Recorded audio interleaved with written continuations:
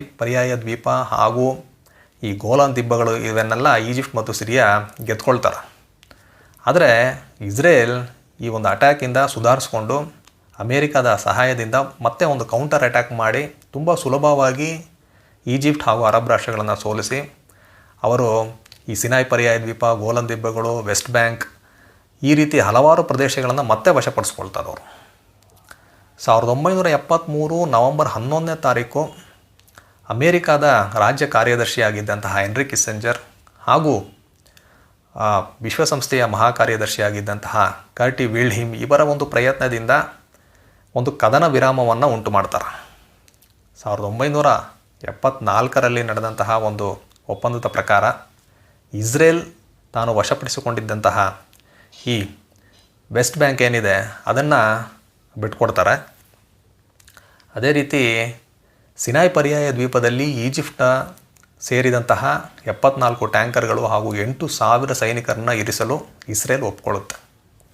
ಈ ರೀತಿ ಯುದ್ಧ ಮುಗಿಯುತ್ತೆ. ಆದರೆ ಈಗ ಒಂದಲ್ಲ ಎರಡಲ್ಲ 4 ಯುದ್ಧಗಳು ಮುಗಿದ್ರೂ ಇಸ್ರೇಲ್ ಹಾಗೂ ಅರಬ್ ರಾಷ್ಟ್ರಗಳ ನಡುವಿನ ದ್ವೇಷ ಕಡಿಮೆ ಆಗೋದೇ ಇಲ್ಲ, ಅದು ದಿನ ದಿನ ಹೆಚ್ಚಾಗ್ತಾನೆ ಹೋಗ್ತಾ ಇರುತ್ತೆ.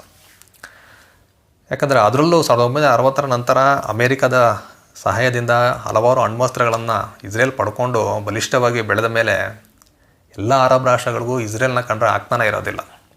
ಹೇಗಾದರೂ ಮಾಡಿ ಅವ್ರ ಮೇಲೆ ಯುದ್ಧ ಮಾಡಿ ಗೆಲ್ಲಬೇಕು ಅನ್ನೋದು ಅವ್ರ ಮನಸ್ಸಿನಲ್ಲಿರುತ್ತೆ. ಹೀಗೆ ದ್ವೇಷ ಹೆಚ್ಚಾಗ್ತಾ ಹೋಗುತ್ತೆ. ಇಂತಹ ಸಂದರ್ಭದಲ್ಲಿ ಯಾವಾಗ ಇಸ್ರೇಲ್ ಸಿರಿಯಾದಿಂದ ತಮ್ಮ ಒಂದು ಸೇನೆಯನ್ನು ವಾಪಸ್ ಪಡ್ಕೊಳ್ತಾರೋ ಈಜಿಪ್ಟ್ ಮತ್ತೆ ಏನು ಮಾಡ್ತಾರೆ ಅಂದರೆ ಈ ಸುಯೇಜ್ ಕಾಲುವೆಯ ಎಡ ಮತ್ತು ಬಲದಂಡೆಗಳೇನಿದೆ ಅದನ್ನು ಮತ್ತೆ ವಶಪಡಿಸ್ಕೊಳ್ತಾರೆ. ಈಗ ಮತ್ತೆ ಒಂದು ಗೊಂದಲ ಶುರು ಆಗುತ್ತೆ, ಮತ್ತೆ ಯುದ್ಧ ಆಗುವ ರೀತಿಯಲ್ಲಿ ವಾತಾವರಣ ಸೃಷ್ಟಿಯಾಗುತ್ತೆ. ಆಗ ಮತ್ತೆ ಅಮೇರಿಕಾದವ್ರು ಏನು ಮಾಡ್ತಾರಂದರೆ ಜೆನೀವಾದಲ್ಲಿ ಒಂದು ಸಭೆಯನ್ನು ಮಾಡಿ ಒಂದು 8 ಅಂಶಗಳ ಯೋಜನೆಯನ್ನು ಮಾಡಿ ಒಂದು ಸಮಾಧಾನವನ್ನು ಮಾಡ್ತಾರೆ. ಅದರ ಪ್ರಕಾರ ಇಸ್ರೇಲ್ ವಶಪಡಿಸಿಕೊಂಡಂತಹ ಸಿನಾಯ್ ಪರ್ಯಾಯ ದ್ವೀಪ ಹಾಗೂ ಈ ಗೋಲನ್ ದಿಬ್ಬಗಳಿಂದ 3 ಹಂತಗಳಲ್ಲಿ ಸೇನೆಯನ್ನು ವಾಪಸ್ ಪಡಿಬೇಕು ಅಂತ ನಿರ್ಧಾರ ಮಾಡಲಾಗುತ್ತೆ.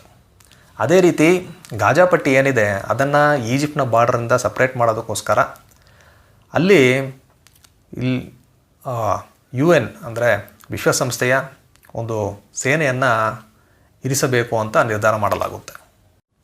ಇದು 1973ರಲ್ಲಿ ನಡೆದಂತಹ 4ನೇ ಅರಬ್ ಇಸ್ರೇಲ್ ಯುದ್ಧ ಅಥವಾ ಯಾಮ್ ಕಿಪ್ಪೂರ್ ಯುದ್ಧದ ಬಗ್ಗೆ ಒಂದು ಸಣ್ಣ ಮಾಹಿತಿ.